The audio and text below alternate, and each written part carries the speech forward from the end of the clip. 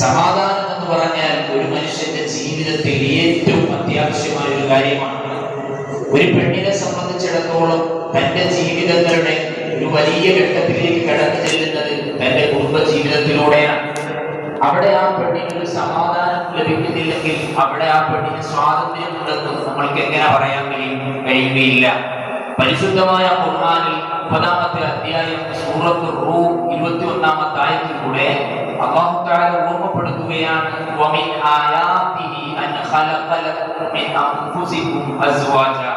നമ്മൾക്കുള്ള ഇണകളെ അല്ലാഹു തആല നമ്മളിൽ നിന്ന് തന്നെ എടുക്കുകയാണ്. എന്തിനു വേണ്ടി?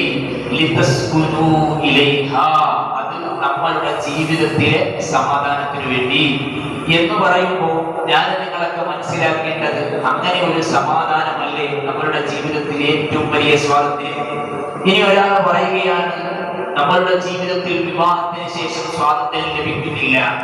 സ്വാതന്ത്ര്യം ലഭിക്കുന്നില്ല എന്നൊരാൾക്ക് പറയാൻ കഴിയുന്നുണ്ടെങ്കിൽ നാം മനസ്സിലാക്കേണ്ടത്, അവർ മനസ്സിലാക്കിയ സ്വാതന്ത്ര്യം കേവലം വിവാഹത്തിന് മുമ്പ് സ്വന്തം ഇഷ്ടപ്രകാരം എവിടെയെങ്കിലും പോകാൻ കഴിയുന്നുണ്ടെങ്കിൽ പോകാൻ കഴിയുക, തന്റെ ഇഷ്ടം പോലെ ചെയ്യുക എന്ന് മാത്രം അർത്ഥം വെച്ചപ്പോഴാണ് സ്വാതന്ത്ര്യം വിവാഹത്തിന് ശേഷം നഷ്ടപ്പെട്ടത് അങ്ങനെയുള്ള ആളുകൾ കടന്നു വരുന്നതും പറയുന്നത്.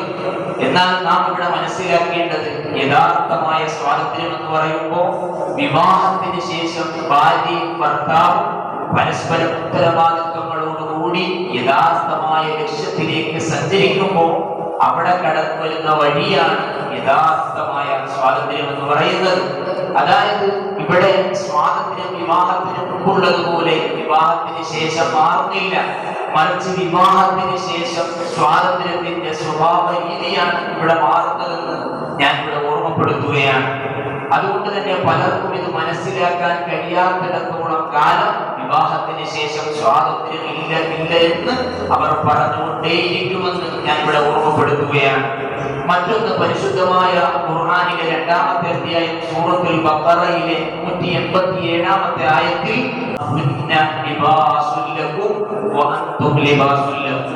നമുക്ക് ഒട്ടനവധി സദസ്സുകളിലും പ്രസംഗങ്ങളിലും കേൾക്കുകയും പറയുകയും ചെയ്യുന്ന വാക്കാണ്, ഖുർആനിന്റെ ആയത്താണ്. ഇവിടെ നാം മനസ്സിലാക്കേണ്ടത്, അവിടെ ഉപമിച്ച ഉപമ ഭർത്താവിന് ഭാര്യയും ഭാര്യയ്ക്ക് ഭർത്താവ് വസ്ത്രം പോലെയാണ്. വസ്ത്രമാണ് ഉപമിച്ചെങ്കിൽ ഞാൻ എന്റെ ശരീരത്തിൽ ധരിച്ചിരിക്കുന്ന വസ്ത്രം ഒരിക്കലും എനിക്കൊരു ഭാരമല്ല. നിങ്ങൾക്കറിയാം, നമ്മളുടെ വസ്ത്രം നാം ധരിക്കുന്നതിന് വേണ്ടിയാണ്, നമ്മളുടെ സുരക്ഷയ്ക്ക് വേണ്ടിയാണ്.